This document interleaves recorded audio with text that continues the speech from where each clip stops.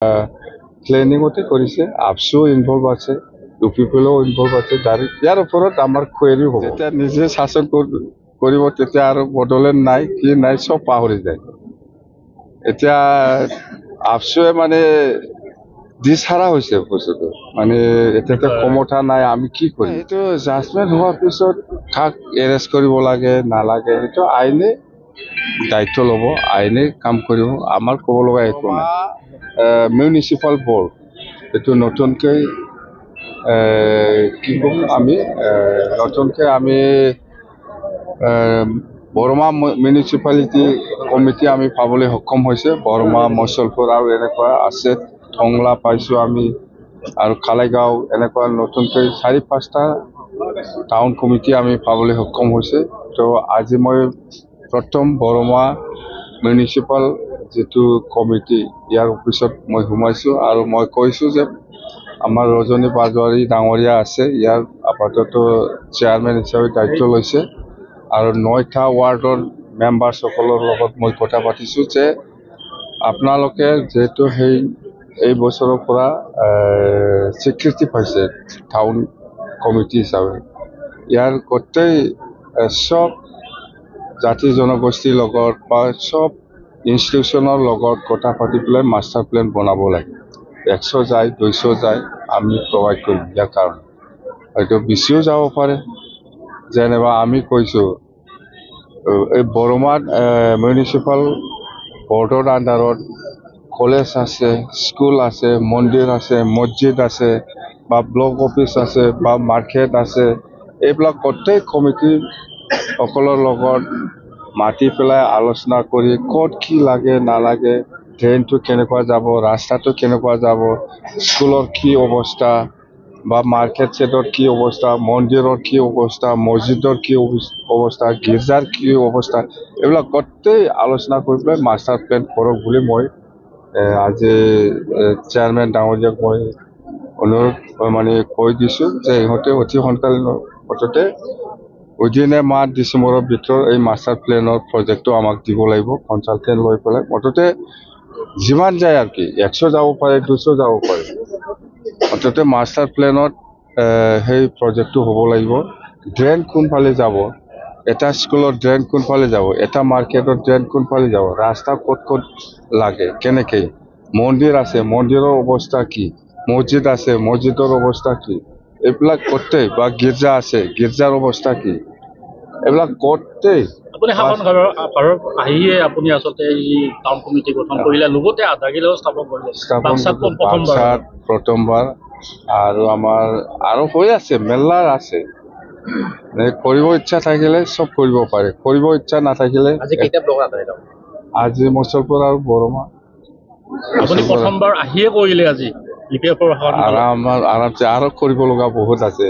মই কৈছোঁ না, আমাৰ ৰাইজে কি বিচাৰিছে ইয়াতকে ডাবল গুণ মই কাম কৰিব লাগিব।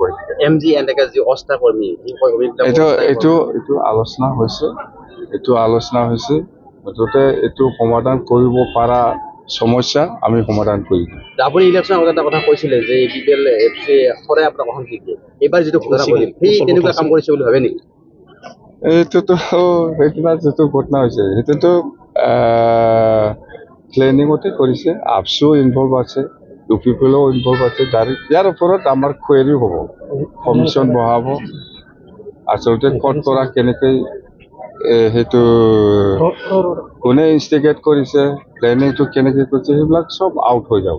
মুঠতে আমি ৰিটায়াৰ্ড জাজমেণ্টৰ আণ্ডাৰত আমি এইটো কুৱেৰি বহাম, বহুত ভালকৈ কুৱেৰি হ'ব, আৰু আমি এইটো জাজমেণ্টটো আমি বিচাৰিম। তদন্ত কৰি এৰেষ্ট কৰিব নাই, এইটো জাজমেণ্ট হোৱাৰ পিছত কাক এৰেষ্ট কৰিব লাগে নালাগে সেইটো আইনে দায়িত্ব ল'ব, আইনে কাম কৰিব, আমাৰ ক'ব লগা একো নাই। আগতে প্ৰতিবাদ নাছিল সময়ত এপছুৱে, আপুনি লগে লগে এইটো আমি জানো। এতিয়া বড়োলেণ্ড ন ৰেষ্ট এইবিলাক ওলাব, এইবিলাক মোৰ কাৰণে নতুন কথা নহয়, ইহঁতে ওলাবই, কৰিব, সেইটোৱে ইহঁতৰ। যেতিয়া নিজে শাসন কৰিব তেতিয়া আৰু বড়োলেণ্ড নাই, কি নাই চব পাহৰি যায়। এতিয়া আপছোৱে মানে দিশহাৰা হৈছে বস্তুটো, মানে এতিয়াতো ক্ষমতা নাই, আমি কি কৰিম, সেইটোৱে। বেলেগ একো নাই আৰু ভাবছো আমিও চাই আছো ইহঁতৰ বড়োলেণ্ড মুভমেণ্টক কিমানলৈকে লৈ যাব পাৰে। নতুন পৰিকল্পনা কি আছে আপোনাৰ? আমাৰ BTCত 15টা সমষ্টি আছে। এতিয়া আমি NDAত আছে, NDA হিচাপে আমি আলোচনা কৰিম। গোটেই অসমত 126টা সমষ্টি আছে। 126টা সমষ্টিত AGPয়ে কিমান ল'ব পাৰে বা BJPয়ে কিমান ল'ব পাৰে বা BPF হিচাপে কিমান ল'ব পাৰে আৰু যিমান দল আছে NDA হিচাপে আমি সমষ্টিবিলাক আলোচনাৰ মাজেদি ভাগ কৰি ল'ম। নাই, এইটো আলোচনাৰ মাজেদি হ'ব। এতিয়া 2026 এছেম্বলি নিৰ্বাচনৰ কাৰণে NDA হিচাপে আলোচনা আৰম্ভই কৰা নাই, নিশ্চয় কৰিব। নাই, এইটোতো দলৰ মাজত আলোচনা হ'ব না। এতিয়া আমি ক'ব নোৱাৰে আমি কিমান বিচাৰিম আজিৰ দিনত কোৱাৰ কাৰণে মোৰ ঠিক নহয়, বা দলত আলোচনা হোৱাৰ পিছত মই ক'ম। জনজাতিকৰণক লৈ বিৰোধিতা কৰি আছে আচলতে কোনে?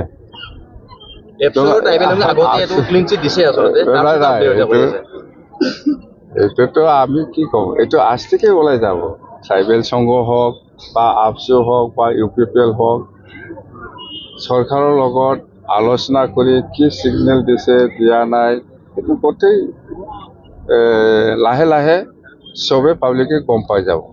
তো এইটো নাটক কোনে কি কৰি আছে এইটো মই নকম, এতিয়া কোৱাটো উচিত নহয়, মুঠতে ৰাইজে গম পাব।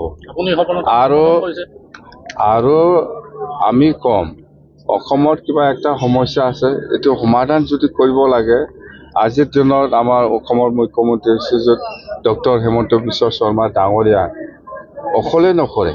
কিবা যদি ডিচিশ্যন হয় সকলো দল সংগঠনক লৈ আলোচনা কৰাৰ পিছতহে সি ডিচিশ্যন দিয়ে, জানে। প্ৰমোদ বড়োৱে BTR চুক্তিটো যেনেকৈ কাৰো লগত আলোচনা নকৰাকৈ চুক্তিটো কৰি আহিছে, ইয়াৰ কাৰণতে ভুল সময় আছে। আপুনি চাওক, আমিও BTC চুক্তি কৰিছিলোঁ, সকলো দল সংগঠনৰ লগত আলোচনা কৰিহে BTC চুক্তি কৰিছে।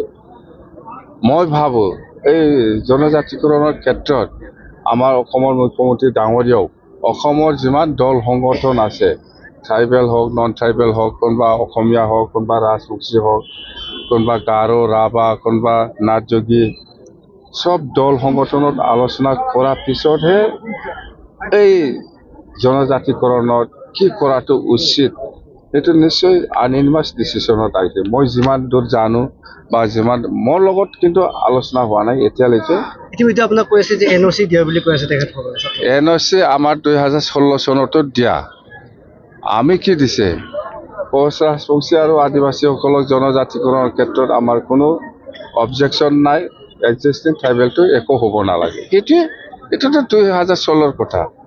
BTCৰ 15টা সিটত BJPৰ লগত এলায়েন্স হ'ব নেকি ছাৰ? NDA বুলি কৈছো, এইটো এলায়েন্স, এইটো মিনিঙে নাথাকে। আমাৰ NDAত আছে, NDA হিচাপে আমি খেলিম। দিব নিদিব এইটো পিছৰ কথা। গোটেই অসমত NDA হিচাপে ইলেকশ্যন খেলিব 126টা সিটত, খালি 15টা নহয়। NDA হিচাপে 126টা সিটত আমাৰ NDA কেণ্ডিডেট থাকিব, NDA হিচাপে আমি খেলিম। NDA হিচাপে আপুনি প্ৰচাৰ বাহিৰতো যাব? BTC যাব, কিয় নাযাব, যাব। কথা লৈ আমাৰ BTCয়েও আমাৰ দিনতো বহুত আলোচনা কৰিছে। ইয়াত 2-3টা পাৰ্টি সোমাই আছে। মুঠতে আমি এইবাৰ এই স্কুলৰ যিটো এডমিনিষ্ট্ৰেটিভ বা কনষ্ট্ৰাকশ্যন গোটেই বস্তুটো আমি ঠিক কৰিম বুলি আমি চিন্তা কৰিছোঁ। অতি সোনকালে যি হ'ব হ'ব, মুঠতে ছাত্ৰ ছাত্ৰীসকলে যেনেকুৱা কষ্ট পাই আছে শিক্ষাৰ ক্ষেত্ৰত, এইটো আমি ফাৰ্ষ্ট প্ৰায়ৰিটি দি পেলাই কোনোবা একজন দুইজনৰ লাভালাভটো চাই পেলাই আমি কাম নকৰিব। ভৱিষ্যত ছাত্ৰ ছাত্ৰীসকলৰ জীৱন আছে ইয়াত, সেইটো চাই পেলাই আমি কাম কৰিম। কোনোবা একজন দুইজনৰ কোনোবা লাভ হৈছে, কোনোবা লছ হৈছে, এইটো মই নাচামো এইবাৰ। বাছ।